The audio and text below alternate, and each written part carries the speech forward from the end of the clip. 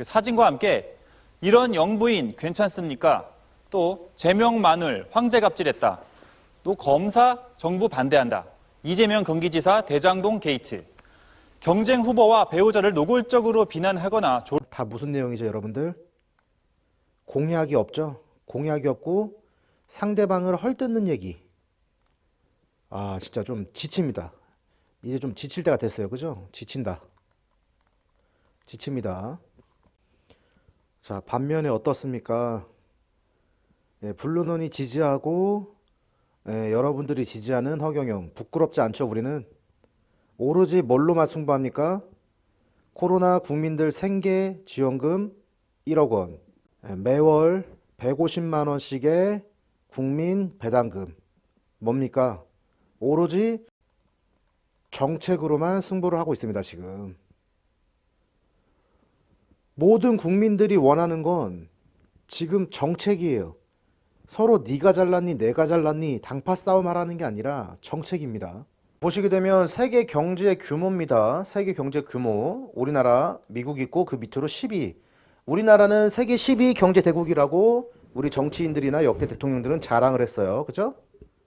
근데 우리보다 거의 우리랑 비슷한 이탈리아가 있습니다. 예, G20 주요 10개국 중에서 우리랑 거의 비슷했던 이탈리아는 46.2%를 어떻게 했습니까? 코로나 대응 지출로 지출했어요. 국민들한테. 근데 우리나라는 뭐다? 꼴찌예요. 결국에는 말로는 우리나라는 잘 사는 나라다, 잘 사는 나라다 주장을 해놓고 지원은 꼴찌. 이건 뭐냐? 그냥 국민들은 뒤지든지 말든지 우리는 그냥 국민 세금 흥청망청 쓰면서 멀쩡한 보도블럭 갈아 제끼고 멀쩡한 공원 갈아 제끼고 횡단보도에다가 보도블럭 바닥에다가 막 불빛 심어버리고 박아버리고 국민들에게 이런 강의를 해준 사람이 없었기 때문에 블루논도 허경영을 알기 전에 이런 내용들을 몰랐어요. 근데 허경영을 알게 되면 여러분들 뭐 어떻게 되죠? 와, 이 사회가 정말 불합리하구나, 부조리하구나.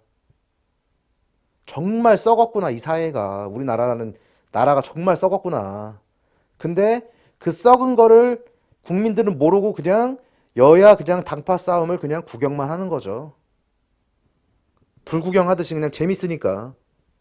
누가 되든 상관없다라는 거예요. 근데 결국에는 지금 숨이 목까지 차올랐죠. 자영업자들. 예, 목까지 차오른 겁니다. 그래서 국민 1인당 1억씩 그리고 150만 원 월 배당금 필요하게 되는 거예요. 보셨습니까?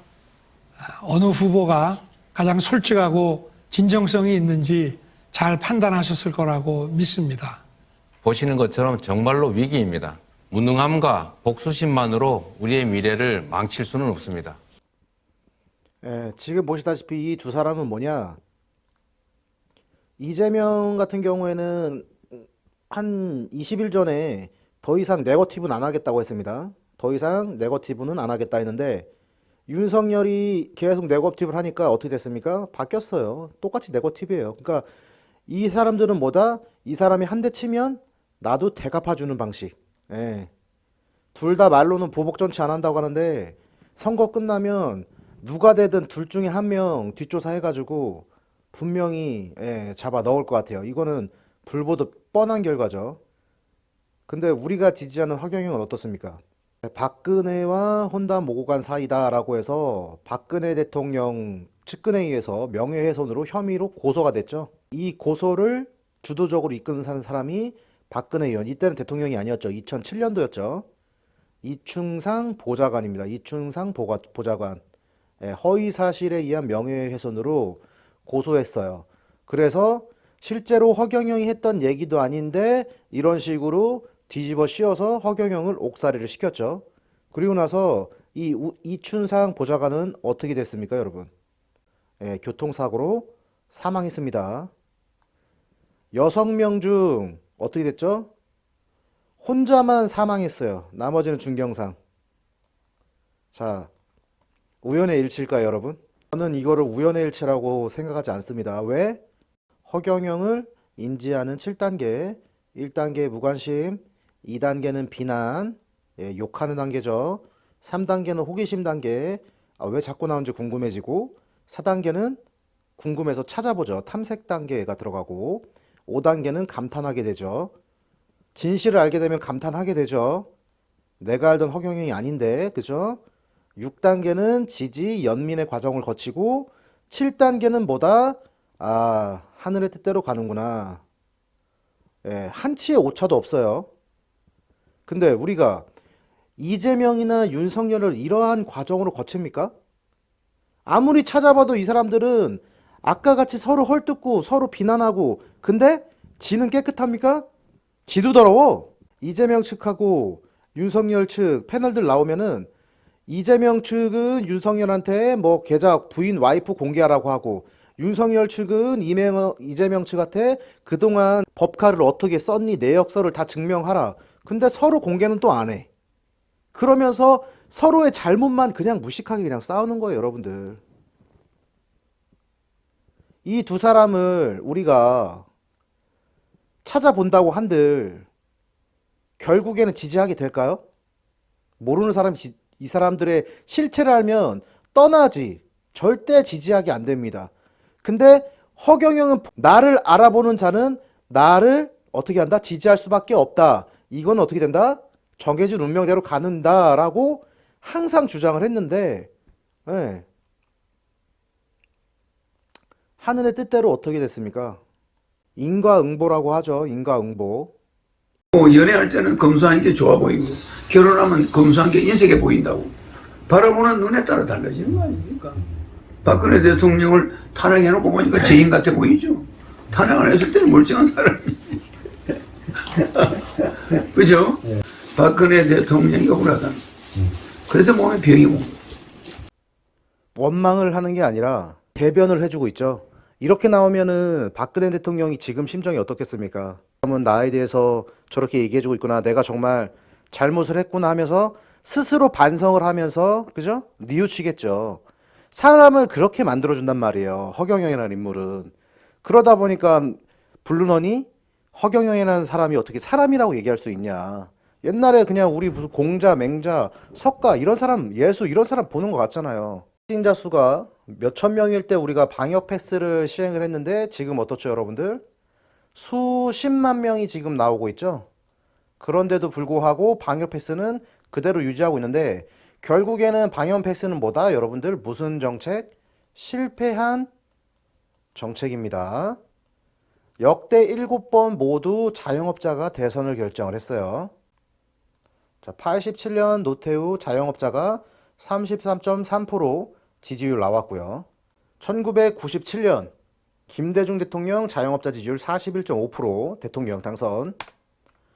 자, 2012년 대선에 박근혜 대통령 자영업자 53% 지지율 나왔습니다. 이번에 자영업자들이 지지할 수 있는 사람은 누가 됩니까, 여러분? 이게 한국. 일본은 국가 부채가 몇 프로예요? 238%야. 이거 끄트머리 숫자만 해도 우리하고 비슷하지 않나? 우리보다 200%가 높아요. 무슨 말인지 이해가죠? 우리는 민간 부채가 97.9%야. 그러면 우리는 이자 부담하게 돼, 안 돼? 근데 국가 부채는 무이자야. 국가 부채 이자 있나? 없습니다. 없어요. 국가 부채는 무이자니까 국가가 차라리 부채를 끌어안고 돈을 찍어서 양적 완화를 해주면 그냥 되는 거예요. 2020년이죠. 이때부터도 자영업자들 코로나 자금 1억 줘야 된다라고 외쳤던 게 누굽니까? 허경영입니다. 정말 서민들을 위해서, 우리 소상공인들을 위해서, 전 국민들을 위해서 예전부터 이런 공약이 있었습니까? 매표행위가 아니죠. 근데 최근에 민주당이나, 그죠, 정치인들이 하는 행태를 보면 25만 원, 처음엔 25만 원 줬다가 이것도 안 되겠으니까 100만 원 줬다가 안 되겠으니까 또 550만 원도 줘봤다가 요번에 또 대선 직전에 자영업자들 또 300만 원씩을 또 풀었어요. 이건 뭡니까? 이건 매표행위예요. 이거 다 줘봐야 뭐 되는데요. 자영업자들 아르바이트 인건비 한 달 아르바이트 한 명 200만 원, 두 명 쓰면 300만 원, 400만 원 나오는데 이걸 가지고 뭘 하겠다라고요, 지금. 요게 이제 뭐죠, 여러분들? 예. 원조 허경영님의 말씀이었고, 자, 우리 짝퉁 나온 전 세계에서 가계 부채 비율이 가장 높은 나라가 대한민국입니다. 전국 전 세계에서 국민에게 국가가 가계소득 지원하는 거 소위 공적 이전 소득이 가장 적은 나라가 대한민국입니다. 왜 이리 인색한 거예요? 그래서 결과는 어떻게 됐냐? 다른 나라는 국가 부채 비율이 110%를 넘는데도 작년 재작년에 국가 총생산의 15%가량을 국민에게 지원했는데 우리나라는 국가 부채 비율 40%밖에 안 되는데 얼마나 짜게 했던지 5%밖에 지원하지 않았어요. 그래서 국민들이 빚을 졌고 국민들이 망했고 그래서 국민들이 극단적 선택을 하지 않습니까? 이런 거 고쳐야 되겠죠? 언론이 방금 전에 틀어드렸던 2020년도에 허경영 강연에서 나왔던 얘기 그대로 지금 대선 유세 운동에서 지금 그 얘기를 이렇게 하고 있습니다. 저 자리에 있는 사람들은 이재명 똑똑하게나 하겠네요. 이러니 허경영을 방송에 안 내보내려고 하는 의도가 다분히 보인다. 하지만 국민들은 이재명과 윤석열이 그렇게 싸우는 모습을 보고 있자니 답답한 사람들 많을 거고 주변에서는 계속 허경영을 얘기하는 사람들이 늘어납니다. 그러다가 허경영의 정책이 눈에 딱 들어오겠죠. 시사링크TV라는 유튜브 채널에서 대선 중간평가 어떤 분이 당선 가능성이 높다고 생각하십니까? 13,000명이 투표를 했는데 허경영은 28%가 나왔어요, 여러분들. 네. 샤이 허경영 표가 지금 어마어마하게 있다는 거죠. 네, 이런 의미 있는 데이터 있으니 여러분들 마지막까지 이제 10일 남았죠. 마지막까지 최선을 다해서 후회 없도록 주변 분들께 널리 알리시고 끝까지 지지해 주시면 좋겠습니다.